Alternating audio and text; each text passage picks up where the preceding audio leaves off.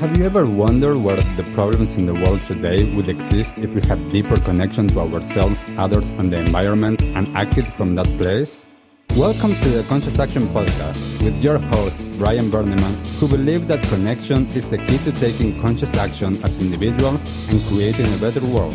We are here to raise awareness and inspire meaningful action by sharing stories, knowledge, and conversations with thought leaders and change makers. From sustainability to well-being and everything related to conscious living, our mission is to empower you to be the change that you want to see in the world. Welcome everyone to a new episode of the Conscious Action Podcast. I am Brian Berneman, your host, and I have the pleasure to be joined by Pam Buchanan all the way in Chicago in the US. Thank you so much, Pam, for taking the time, for being here, and for this conversation that we're about to embark on. Great. Thank you for having me. I'm looking forward to it. Beautiful. So, Pam, for everybody that is listening and watching us, what can you share about you and your path in life so far? Yeah, no, thank you for asking that question. It all starts someplace, right? And we really are a combination of all of our life experiences. So, I've had a wonderful life. I had a 40-year business career in asset management as well as fintech technology. I took companies public, with the likes of Tesla and Facebook. And so really for 40 years, I've been on the cutting edge of new ideas. When I started in the asset management business, that was new, the mutual funds and the annuities, how, the ordinary person could buy, a bigger share of stocks and contribute and participate in the market. So that's kind of been, what excites me and what just comes naturally to me. I like to say when I was in Silicon Valley in California that I lived the future. I saw the future happening, and 10 years later, it is the present. But I grew up here in the U.S. in a small town. I have an identical twin sister and a younger sister. So being an identical twin is unique. So I realized, that brought me to, we're more than just our physical or mental bodies. We're our souls because, genetically and physically, I look like another person, yet we are different. And that led me to, she went into the healthcare field. I went into the business field. So I always strive to be a little bit different because people always compared you, they're like, oh, look, you look alike. Oh, do you think alike? Do you talk alike? And, so all of that comparison led me to, I think, wanting to be different, wanting to be on the cutting edge, wanting to take a different path. And so I combined all this business experience and, really looked into, who are we, at our core? And so started reading the Deepak Chopras of the world back in the 90s. So I, read and attended various webinars and all of that, but really it comes from inside and knowing. So even though I'm a businesswoman, I know finance and technology, I still have a yearning, there's more to it. There's more to life. And how can we help people ground themselves and really experience their soul, not just your physical and mental bodies? And I'm not saying that, your physical body is important. We're human, right? And we have to be human and interact on this planet with our physical bodies. We have to interact on this planet with our mental capabilities. But there is one piece missing that I think that individuals don't think a lot about, and that is the soul being. So that's why I thought I'm going to start talking about the soul and the new paradigm and where this world is headed. I think we would all agree, it's tumultuous right now. It could go one way or the other. I do believe there's, positive and negative, and I'm hoping that we are veering towards that positive way of living versus this constant angst and separation, because at the end of the day, we're all one. And love is a driving force for all of us. Yeah, beautiful. Thank you for sharing that. I'm always fascinated by people's journeys because sometimes, as you're saying, 40 years of doing this business world, which is not intrinsically devoid of soul, yet, as you're saying, Yep. it is not perhaps, on the forefront of how we experience things or how we're making decisions or how we are, incorporating that perspective as well. And this is something that, a lot of times, especially when I teach at university or when I work with some businesses, that it's an interesting way of introducing some of the different paradigms and some of the different perspectives, because as you're saying, mainstream, our conventional society, we are mostly focusing on the mind and a little bit on the body. Absolutely. Well, you think about it, people say, well, how are you doing? You first say your physical body. You're like, oh, I'm feeling great. I just worked out today. Or yes, I, now am, lost 20 pounds, or my heart's in better shape than it was. So we all almost instinctually think of our physical being first. And I'm trying to say, let's flip that. Let's think of our soul. And then sometimes now in this age, which thankfully people say, well, how are you doing? Well, maybe they're referring to mental health too. Well, I'm sad, or I'm happy, or, something tragic just happened and I've not been in a great mood. So we're willing to talk about that, not just the physical, but the mental now, which is wonderful. And they're doing more and more studies. I think the studies on the physical, we pretty much tapped into. I mean, we really have. And so now we need to focus more on how that brain mechanism works, how it makes us all different. And then at the end of the day, we are comprised of three entities: physical, mental, and soul.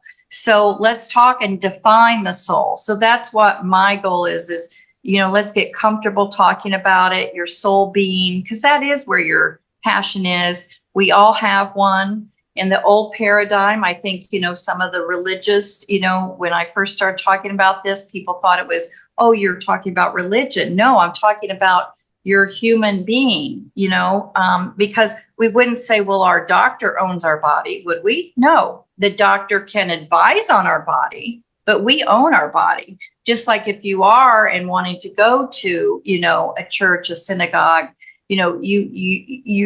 they don't own that soul part of you. You may go to learn more about your soul through those entities, but it is part of you. So we need to start paying attention to that. So, when I talk to people and say, we all have a body, mind, and soul, they kind of get it. They're like, yeah, the soul is part of me.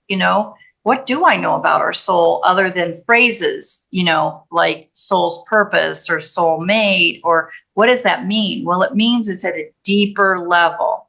So let's all go to a deeper level, but it's invisible. Why the physical was studied so greatly was because you could see it. If I say, what does your arm look like? What does your heart look like even, or your stomach? We could physically see that, right? Visually. Well, when you talk about soul, we've got to get used to being comfortable with the invisible. But again, being a twin, I have insight into it is different. My soul is separate than her soul. We just decided to come in together, for whatever reason, to experience life together, right? And maybe, again, if you take a look back at all your experiences, right? Like all of your experiences make up who you are. And there's some good ones, there's some maybe not so good ones. But how can we use that to find our soul's purpose? What was the lesson there? What did it do to make me go deeper into my being? So, I want people to start exploring that and asking themselves that question, and really ask themselves, what is my soul? How can I define my soul? Because they're each different, right? Like it's a purpose we're put on earth to do, but we all know it's generated out of the higher vibrating love, versus the other vibration is fear. And so we're moving from a fear-based world to a love-based world. We're finally tapping into that because the world was created, man-made, to support ourselves in survival mode. Well, we're not in survival mode anymore. Maybe some of us, maybe the majority of us live in survival mode because that's where our brains put us. Maybe that's from our childhood experiences, our parents. We carry that generational thought process. But really, if we wake up and look at our environment, which is what I try to teach people, let's tap into the environment. What energies are you taking in? Because at the end of the day, we're exchanging energies, right? And I truly see, I want a world where there is equality. There's equality when you look at a person's soul, because they're all out of that love-based purpose and energy. We try to put in inequality through our physical being, let's say, depending, some people say, well, this gender, so that's better than that gender, or this color is better than that color. That's all false. It's all false. So, but that's the way the world was structured. And that was fine. We were all born into it. If we're talking on this podcast, we were all born into that survival 3D paradigm. But we are moving to a 5D paradigm where the energetic level is much higher, where you and I are going to be seeing those energies and really tapping in. So my goal is to say, when I say, how are you, you're going to immediately think of your soul. How am I doing? What is my soul? What is my love exchange going to be? And whether it's in that moment, whether it's at a bigger purpose, but what is it in that moment? So. Yeah. And Pam, you mentioned the energies. And I think that this is one of the ways that a lot of times I try to bridge the gap with some people that perhaps are not that familiar with the soul or these other aspects of ourselves, talking about, the quantum energies, or even just from a cellular level. As you were saying, we can study the body, but if I'm looking at my arm and I actually go with a microscope, I won't see skin. I will just see energy moving and vibrating. Yes. And when we understand that we are vibrational, energetic beings, then we can start to open ourselves up to the potential that we do have this other aspect of ourselves, as you're saying, that is not just mental or physical, and that is who we are as well. And how can we allow ourselves to understand more and more? Because this is, what you were just saying, when we start to understand more of the energetic world, the fear, energy, and vibration, and the love, energy, and vibration, they're quite different frequencies. They are there. I always like to use the radio as the the analogy for this. Like, all of the frequencies and waves are there, and it's just me choosing which of those, I'm choosing the dial. It's a perfect analogy. And maybe it is like, what is your radio frequency today? What music are you listening to today? Because our environment does play a part, because that negative, that fear-based is heavier. So I think people can relate when they walk into a room, you do feel energy. Like, you can feel like, oh, this is an upbeat crowd, or, oh, wow, the energy in this room isn't very good. We all say that to a certain extent.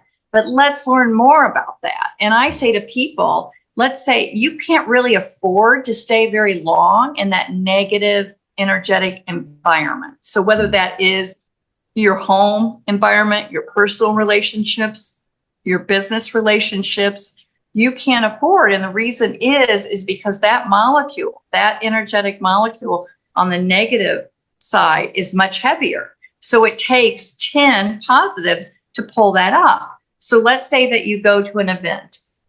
It's a little negative event, or you sit in a meeting that there's some negative things being discussed. You come out, and what are you? You're tired, your energy's drained. You're like, wow, I don't feel great. Well, that's because you spent that time, whether it was 5 hours, 1 hour, in an exchange, and your body did absorb that. So now you're going to have to go and put yourself in a positive environment. probably multiple times to erase away that negativity that got automatically absorbed. And they say, try to put the shield up and be conscious of it. But the real thing that you can do is truly walk away and not engage, right? Yeah. And sometimes that's hard to do. I'm not saying that you can avoid. I mean, there's every day, it is almost like a radio frequency where you're like, okay, right now in this hour, I'm on this frequency. Oops, oh boy, I'm going over to this one. I better readjust. So it's like readjusting that dial on a continuum, right? So, let's say out of an 8-hour workday, 4 hours were positive, 4 hours were negative. Well, how can we change that 4 hours of negativity? Is there ways that you can readdress that? Is there ways to, stay away from some of those situations? And really, we find that there are. And then all of a sudden, we're feeling better. We're taking care of our health. I'm going to, I make the assumption that, okay, we're physically already taking care of our health, especially businesses. They have gym memberships. They encourage, marathons and sponsorships and all of that. So that's our physical health. And that's been going on since the 80s, right? And maybe they're incorporated more. They have gymnasiums and workout areas in corporations now. Now mental health is being taken care of, right? We have mental health days. So you're feeling not great. Maybe it's not a physical ailment, but the mental ailment is just as important. But then you have to ask yourself, okay, my mental health isn't feeling great. What does that relate to? Let's dive deep. Is it situational? Was it a bad interaction that just is not going to happen? Or is it an ongoing situation? And then that leads to my soul. What does my soul crave and want? It's almost like, what does it want to eat? It's not going to eat the typical, vegetables and fruit. It needs to eat positive energy. So how can I put myself in a positive energy format? And then I talk about your surroundings and talk about what's the color of your couch? What music are you playing? What are the colors of your wall? I say you can't afford to have grandma's old brown couch in your living room, even if it was free. You can now go to, resale places and, pretty much get inexpensive, furniture. So you don't have to have grandma's old couch. Don't look at it first as a money thing. Well, grandma gave it to me. It's free. And this is what I'm going to do. Look at it as an energy exchange. Let's say you didn't like grandma. Let's say grandma went through a lot of pain. That couch carries that energy. So let's say brown is a depressing color, like it vibrates at a different level than the color blue or the color yellow. So go out and just start with the little things like that. If your favorite color is yellow and you walk into a room and it lights you up, go buy your yellow couch. Go buy your yellow chair. Go buy a yellow poster. Do something small. It doesn't have to be big, but the more you surround your being with, furniture, material things. And I'm not saying to be a material person, but we live in a material world. We need shelter over us. And now today we can go online and you can probably get any color couch you want, right? Before, maybe you could only get 5 or 6 colors. Now we have the rainbow, so we can choose that, and then when people walk into your space, they can say, wow, I feel good. Notice that when people walk into your space. And it's not only your energy, it's the energy that you created with pictures or, just anything that you surround yourself with. So that's what I like to start with, is like your home, right? Whether it's a small apartment, one room, a whole house, but let's start small. And then why do we think businesses are now focused on, the environment? Because they do want their employees to thrive, but they are missing that soul component. And let's talk about the soul. And it's not religion, because I run into obstacles saying, well, we don't talk about religion. No, I'm talking about your being, your soul being, So I think that it's not anything great, right? Like I used to, I have to get myself to the gym. Then how many unused gym equipment is in your house, right? Like you see the pictures of people that have treadmills in their house and the clothes are on it. Now we have them right next to our bed and we can't even get on them. I'm one of those, right? I'm like, okay, no excuse. But again, let's surround ourselves with positives that can help us thrive and then really focus on our soul's purpose. Yeah. Pam, I think that a lot of times for a lot of people, as you're saying, when there was potentially, like a challenging meeting, or perhaps, like there's a discussion somewhere and you enter that room, as you're saying, you notice like, uh-oh, something happened here. You have no idea. And this is the energy. And it's the same, as understanding when sometimes I talk to some people and they don't, like so much the positive energy and the negative energy, and say, okay, let's just see it as energy vibrating at different rates. And one is dense and the other one is lighter. And we are going to go towards what's dense because there's some attraction there yet. Yes. Because when we understand that for our being, it's going to be more conducive to staying well and to thrive, to actually become lighter, we start to allow more of that vibration, which, like a lot of times I say to people, as you're sharing about environments, don't watch the news because that brings your energy down. That's all fear-based. That's a dense vibration. Exactly. We are going to, a lot of times go towards it because it's more dense. Therefore, we're used to it. And, when we start to understand this and understand that our bodies resonate and they actually allow the energy of the spaces to start to be what our energy starts to match, then we start to become more and more aware. So I do, for example, a lot of work with sound and vibrations. And, a lot of times I tell people, just being in the room when we are doing a sound bath with, these different vibrations, your body is going to start to match that. And then your body is going to start to get into a place of coherence. So therefore, from that space, we're able to get to decide how we want to be and how we want to choose and who we are.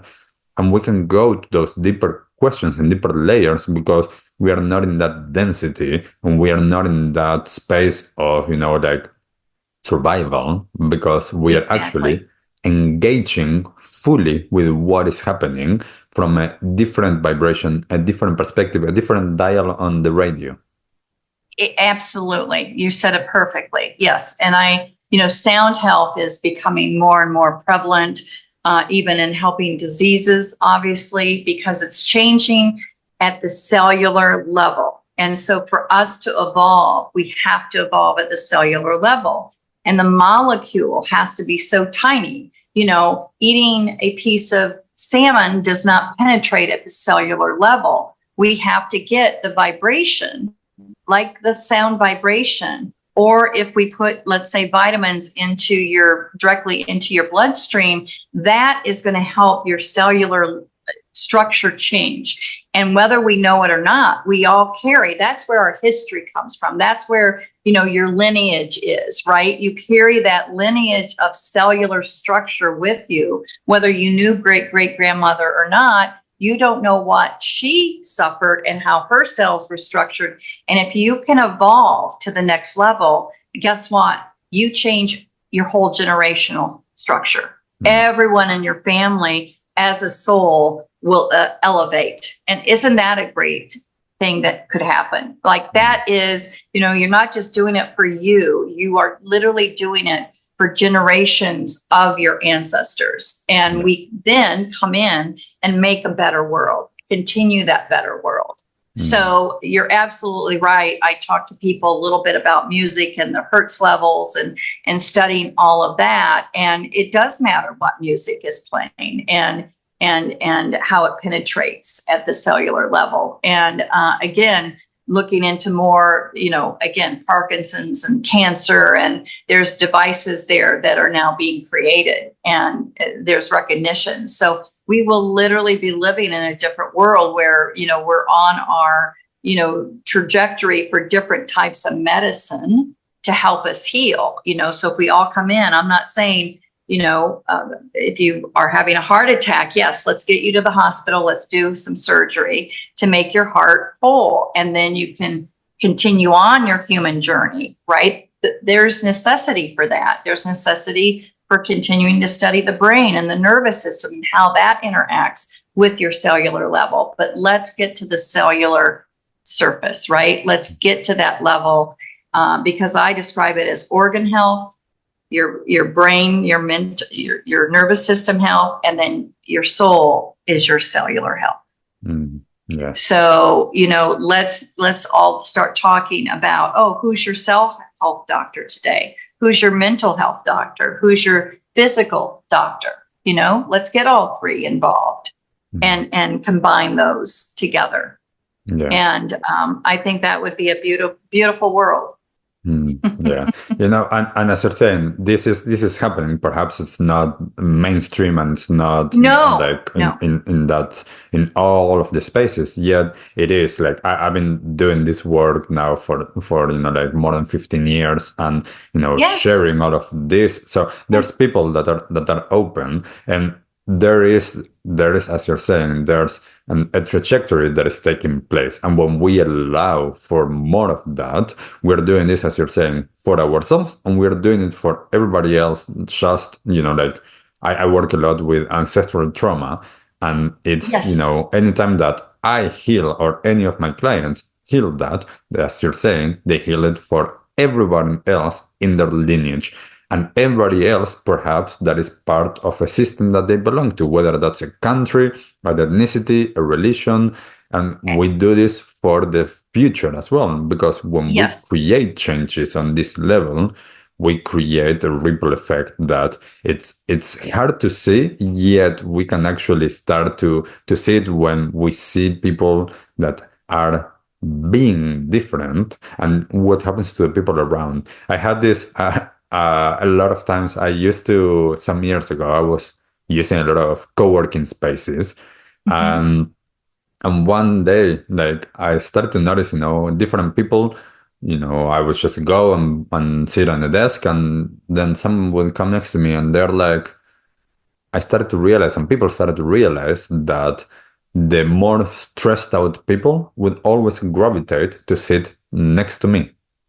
And it was just because, like I am keeping a lighter vibration, more calm, more coherence, and they are trying to get some of that. And they would always, towards the end of the day, they're like, I feel so calm. And I'm like, yes, like this is part of the aim. And as you're saying, if in businesses we are able to bring more of these understandings, then that would make such a big difference for the employees' health and their well-being, and as well for productivity at the workplace. Absolutely. Because it's so different when people are engaged, they're motivated, they are happy, they are satisfied, and what they are doing feels like it's more meaningful. They are going to actually, the output is going to be so much better. Absolutely. I 100%, 1000% agree. And people are attracted to, why? Because at some level, their body needs that. It's almost like, when we need the sun, or we need the warmth or the cool, or, your body kind of just all of a sudden you're there. And so that's the power, right? And that's energy.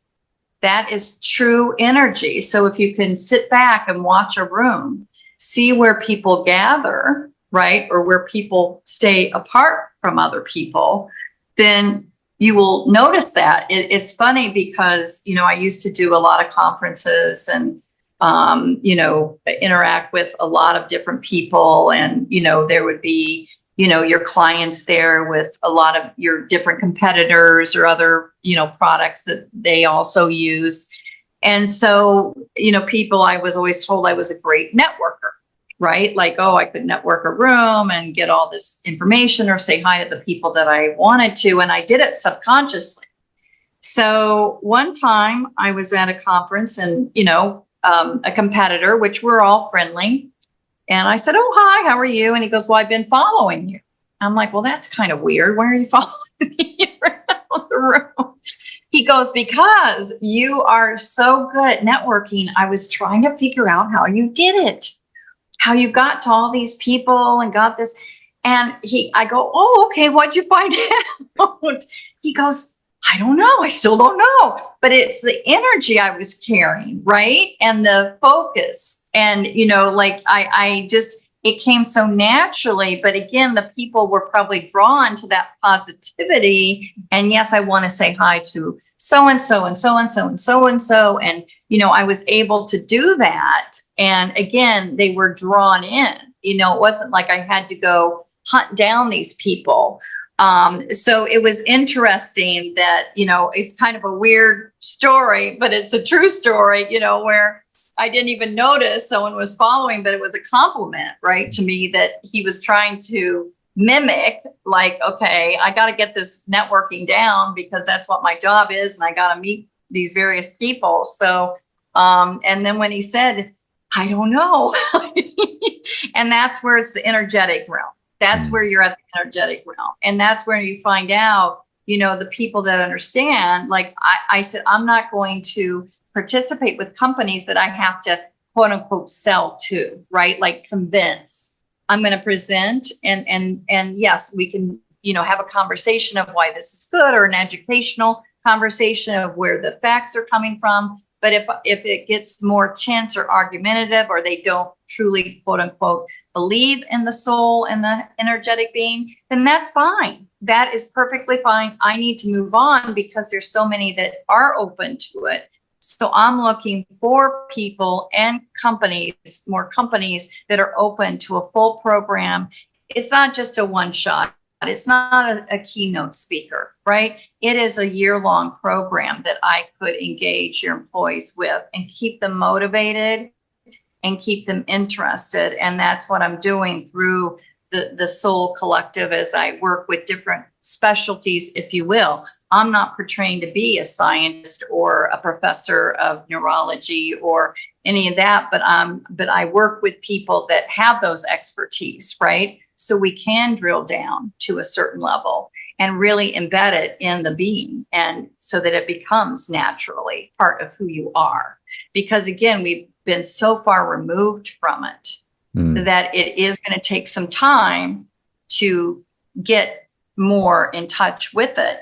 But it can happen on a daily basis. It's almost like, how they say riding a bike, all of a sudden just get on and all of a sudden you're riding a bike. It's almost like that. Like, let's just get on first. Let's get on the path and let's just start slowly. And, I have a process and it works. It really works. And again, just verbalizing it is the first step. Let's just verbalize it. I got in the elevator of my condo building and a younger woman was on the phone and she said, someone must have said, where are you going? She said, Target. And she said, it's good for the soul.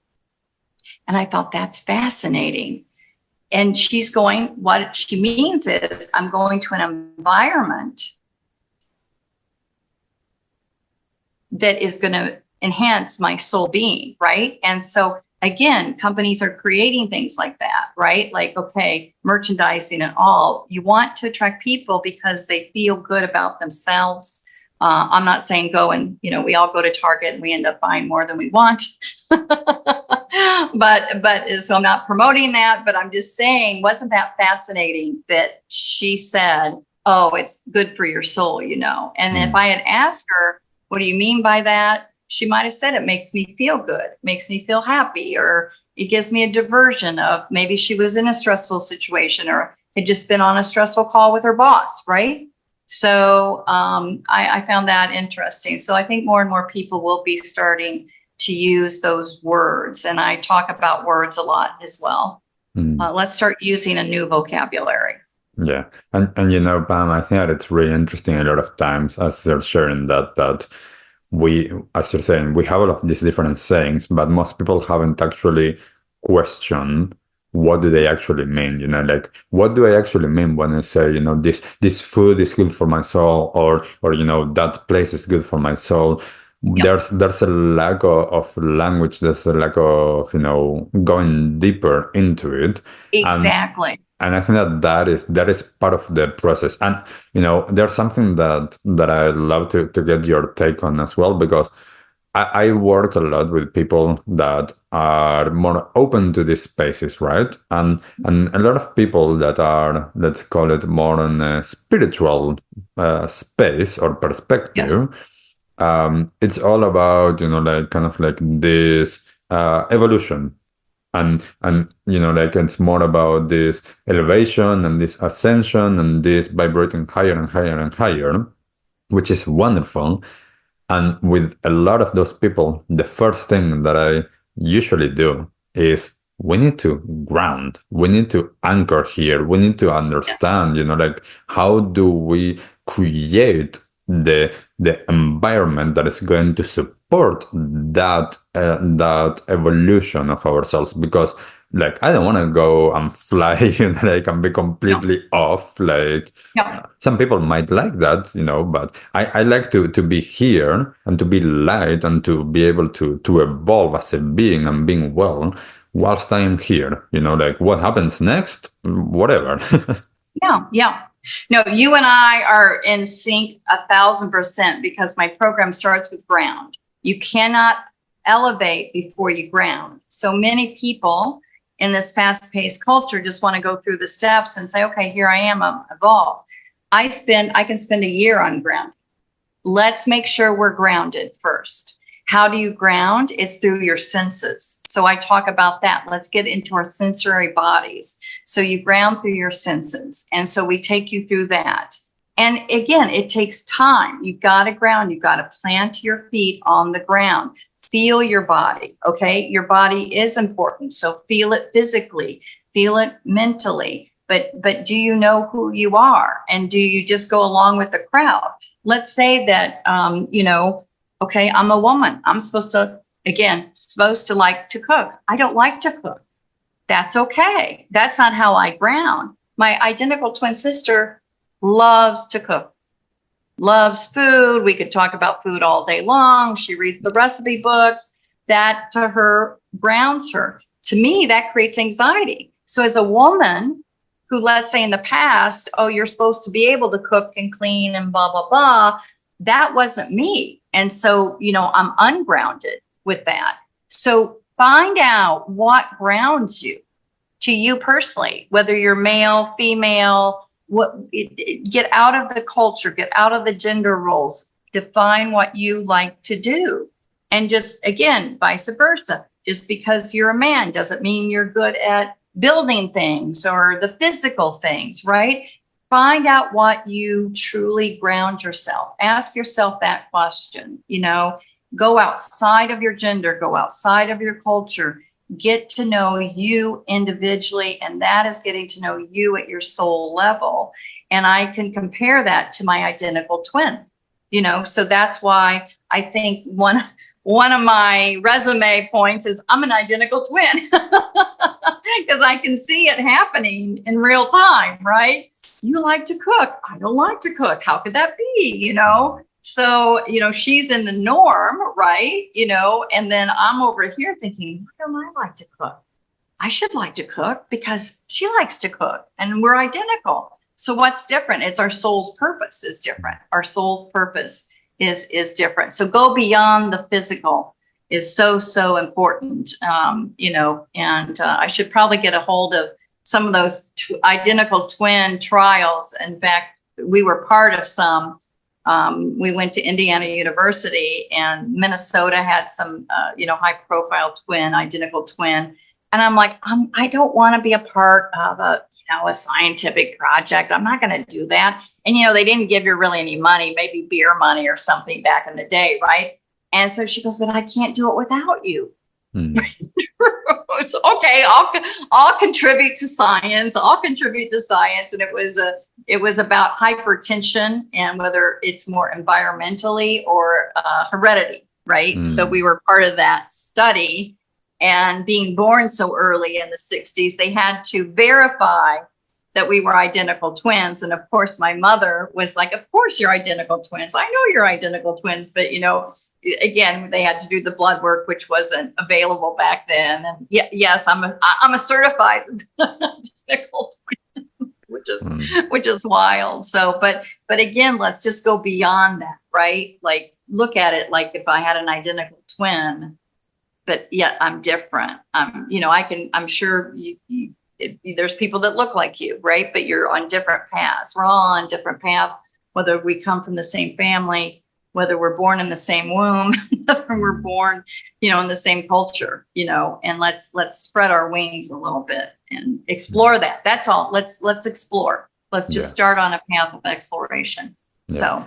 And Pam, I think that this has been for me, like, curiosity and exploration has been a huge part of my journey of, discovering different traditions, different cultures, different ways, because we have all been conditioned in so many different ways. And one of the things that we all know, whether we are, talking about this or even someone that is not attuned to what we are talking about, we all know our patriarchal, like, capitalist system as it is, doesn't work any longer.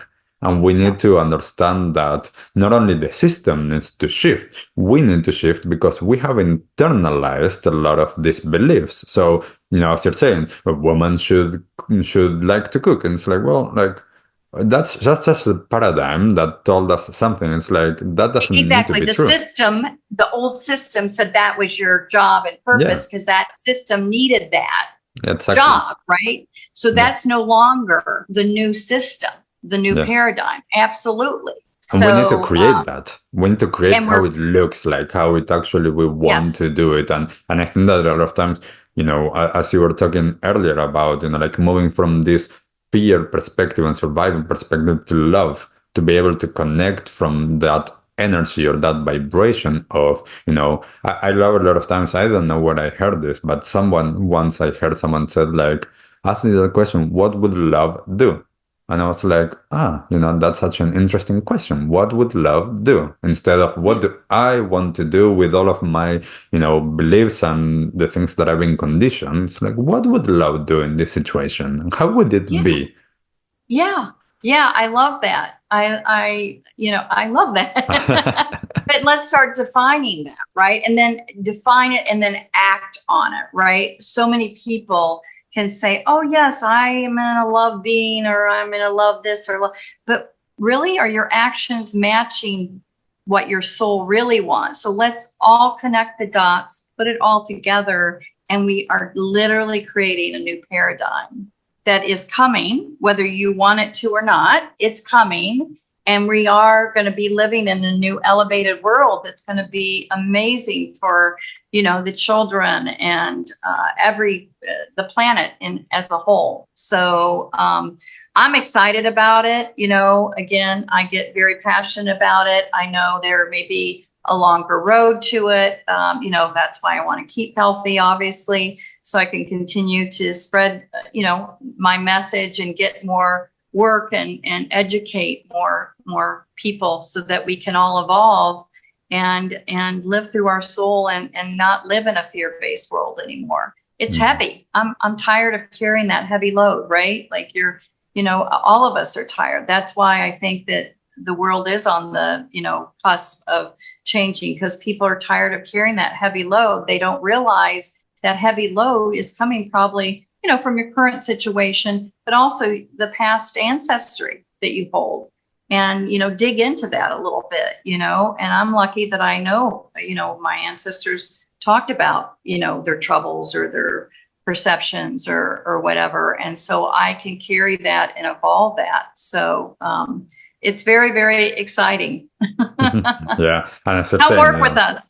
yeah, it's as you're saying, we are on the cusp of the change, and we need more. Like in this case, like we need more businesses to be open to it. And as I keep on telling a lot of times to people, businesses are well as are people. It's the people that work in those places that are the ones Absolutely. that then decide, let's bring someone that can talk about these things and can actually work with us to be able to create the changes for each individual, us as well as the whole of this company. Yeah, absolutely. Absolutely. Beautiful. Pam, as Yeah. we are getting closer towards the end of this conversation, is there anything that perhaps you haven't yet mentioned around our soul health that you would like people to know about? I think that just take the first step, right? Just start talking and thinking about your soul as part of you.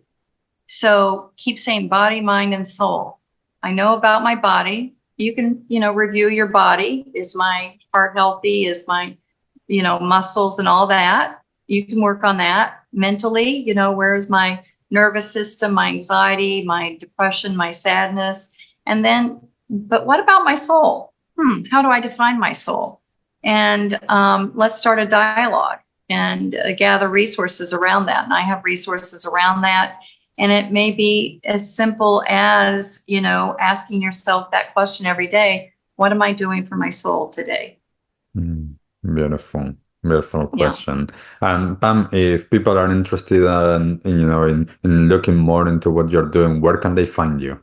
Yes, I have a website, thequantumsense.com.